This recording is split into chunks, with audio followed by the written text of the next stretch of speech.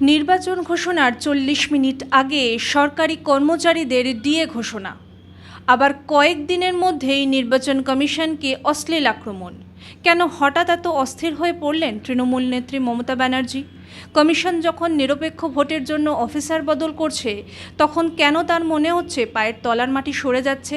তবে কি 2026-এ ভবানীপুর আর কালীঘাটের সেই অদৃশ্য সাম্রাজ্য তাসের ঘরের মতো ভেঙে পড়বে? এই ভয় কি কাজ করছে? আজ সবটা ফাঁস করব, শেষ পর্যন্ত সঙ্গে থাকবেন। নমস্কার, আমি চন্দ্রিমা, মাধ্যম ইউটিউব চ্যানেলের আরও একটি ভিডিওতে আপনাদের স্বাগত জানাই। নিজেকে মসনদে ধরে রাখতে বিধানসভা নির্বাচনের প্রার্থী তালিকা ঘোষণার দিনও নির্বাচন কমিশনকে কুৎসিত আক্রমণ করতে ছাড়লেন না মমতা ব্যানার্জি। যাবতীয় সাংবিধানিক রীতিনীতি ভেঙে সাংবিধানিক পদে বসে কমিশনকে অশালীন আক্রমণ করলেন পশ্চিমবঙ্গের মুখ্যমন্ত্রী। কমিশনের বিরুদ্ধে তার বক্তব্যের পুরোটাই ছিল দ্বিচারিতায় ভরা। প্রশ্ন তুললেন, কেন নির্বাচন ঘোষণার রাতেই কমিশন মুখ্য সচিব ও স্বরাষ্ট্র সচিবকে সরিয়ে দিল তা নিয়ে। যদিও নির্বাচন ঘোষণার ৪০ মিনিট আগে বকেয়া ডিএ মেটানোর প্রতিশ্রুতি দিয়েছিলেন তিনি নিজের কুকর্মকে ঢাকতে মমতা ব্যানার্জির এই অনাচার কি আর সহ্য করবে বাঙালি? বাংলার মানুষ কি এতটাই অবুঝ, নাকি নিজের পছন্দের দুর্বৃত্তরাজ কায়েম রাখতেই দিদির এই আস্ফালন? কিছুদিন আগে পর্যন্ত দিদিমণি পাড়ায় পাড়ায় ঘুরে বলেছিলেন, ভোট ঘোষণা হতে না হতেই নাকি কমিশন এসআইআর বা ভোটার তালিকা সংশোধনের নামে প্রশাসনের দখল নিয়েছে।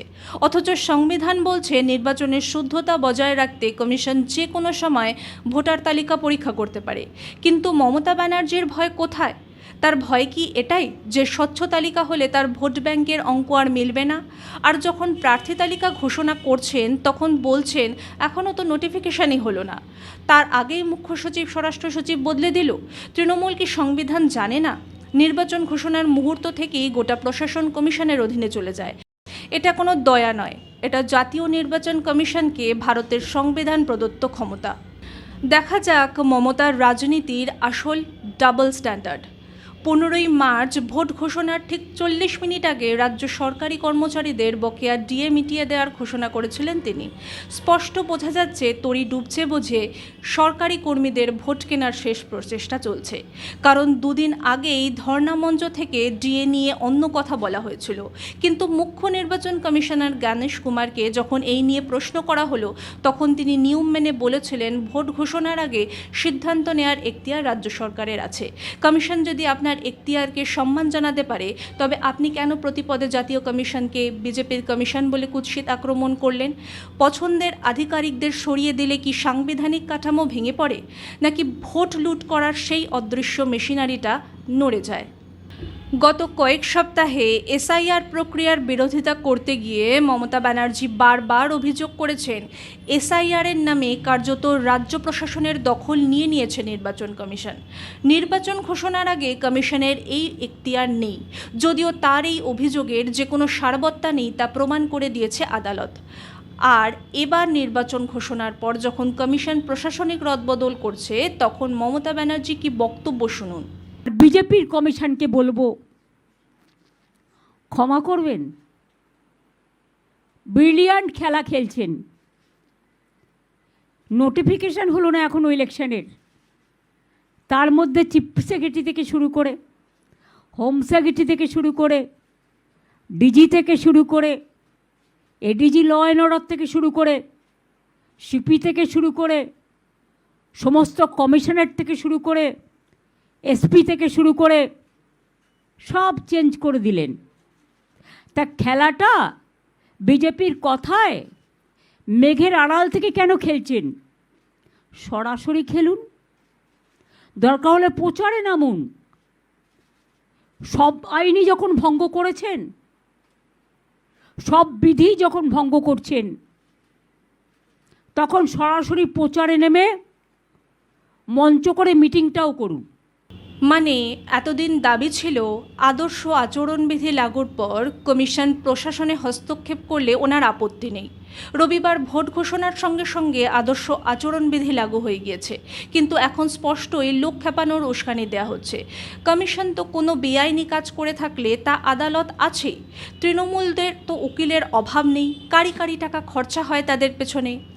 নাকি কমিশনের বিরুদ্ধে কথা বলে একটা বাহানা তৈরি করে রাখা হচ্ছে, যাতে ভোটে হারার পর বলতে পারা যায় কমিশনের পক্ষপাতিত্বের জন্যই হারতে হয়েছে। পশ্চিমবঙ্গ ছাড়াও তামিলনাড়ু ও কেরলের মতো অবিজেপি রাজ্যেও বিধানসভা নির্বাচন হচ্ছে, সেখানে তো কেউ এত ছটফট করছে না। এই ছটফটানের কি আসল ইস্যুগুলো থেকে নজর ঘোরানোর জন্যই? চাকরি চুরি, স্কুল বন্ধ, হাসপাতালে গেলে চিকিৎসা পাওয়া যায় না, আরজিকর কাণ্ড থেকে এভাবে আর মানুষের নজর ঘোরাতে পারা যাবে না। তৃণমূলের যাওয়ার দিন চলে এসছে। শুধু কি তাই, ধর্ণা মঞ্চ থেকে 1 সেকেন্ডের উস্কানির পর আবারও সাংবিধানিক সম্মেলন থেকে অশান্তি বাঁধানোর উস্কানি দেওয়া হলো। বিধি লাগু থাকাকালীন যে কোনো অপ্রীতিকর ঘটনার দায় কমিশনের ঘাড়ে চাপানোর চেষ্টা করা হলো। এটা কি আবারও একটা হুমকি? পার্টি অফিসে বসে নাম চেঞ্জ করছেন, সব অফিসারদের চেঞ্জ করে দিচ্ছেন। আমি চ্যালেঞ্জ করে বলছি, অন্য রাজ্যে কী করেছেন? এখনও তো নোটিফিকেশন হয়নি।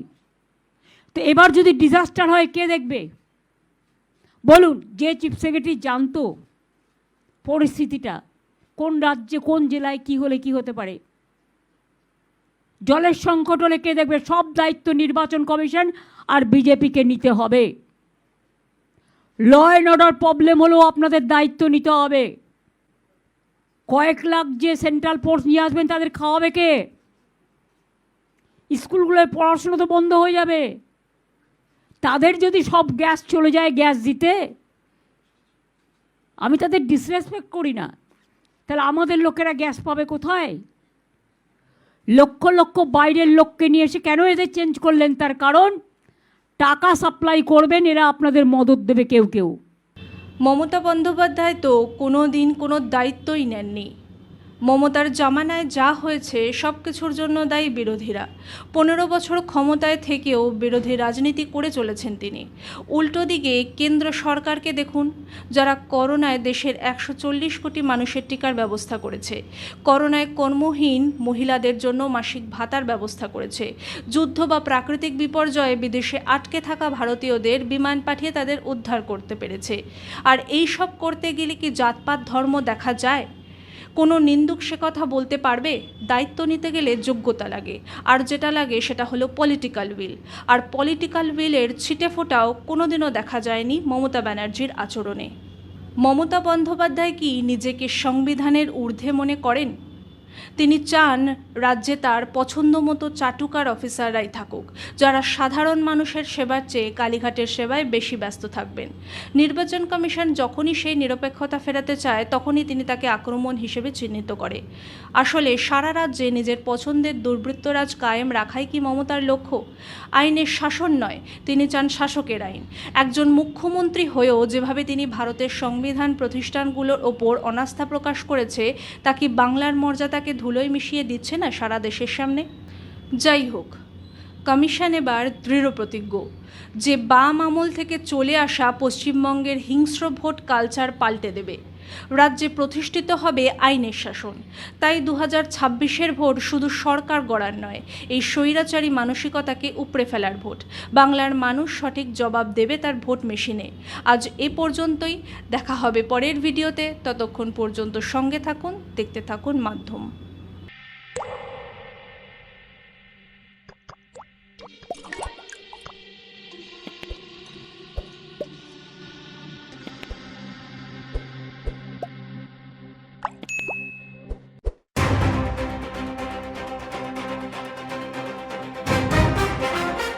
मोदी जी का विजन और उसे धरातल पर उतारने का संकल्प, डॉक्टर मोहन यादव का मिशन, प्रगति की नींव सड़क।